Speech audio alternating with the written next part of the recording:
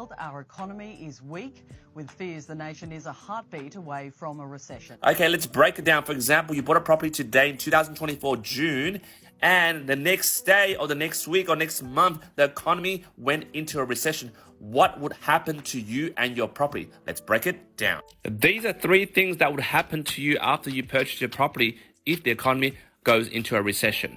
The first thing for your property that you purchased today, say you purchased at $800,000, it could go through a property correction, which means the property loses value. If you bought the property at $800,000 and this was to happen, a property correction, you lose your property value by, say, for example, 10%, it will then equal $720K. You've just lost $80,000 in your property value. The second thing that would happen, say you bought your property and the economy went into a recession, is that normally interest rates will start going down. For example, the economy is no longer growing, the GDP is either going backwards or very slow in terms of growth, and wages are not increasing. And because we're going through a recession, the RBA might want to decrease rates to stimulate the economy to get the economy going back again. So for example, if you got a 95% mortgage on $800K, the repayments at 6.3% is $4,050 per month. If they decide to cut rates, say for example at 5%, the new repayment will be $3,200 per month. Now, what if, playing devil's advocate, we're going through a recession, however, we're still fighting inflation? Well, what happens is we'll go through a stage called stagflation. This happens is when the economy is not growing, for example, go into a recession. However, inflation, the price of goods are still going up.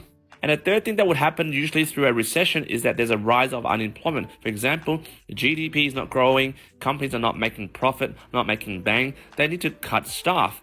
You might be offered a redundancy payment, you might lose your job. If you do not have income protection, you might be forced to sell the property that you just bought.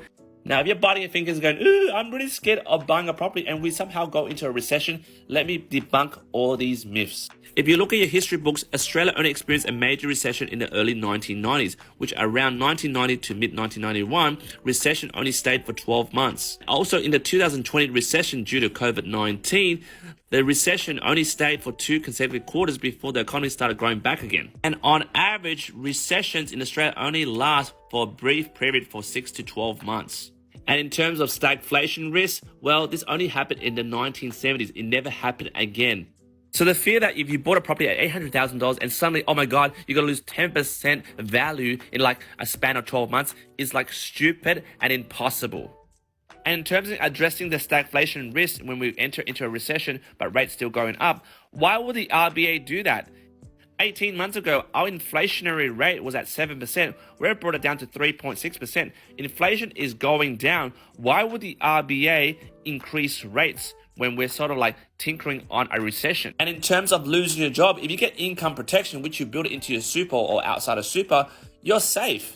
And if you're falling victim to the mainstream media scaremongering in terms of recession, high inflation, stagflation, I shouldn't get into the property market, well, do your due diligence. Sometimes buying in a recession might be the best time to buy. With a lot of demand going down, sellers are forced to sell, you might get a bargain, and then you ride the market and you come back out on top. Jump in the comments and let me know what you think.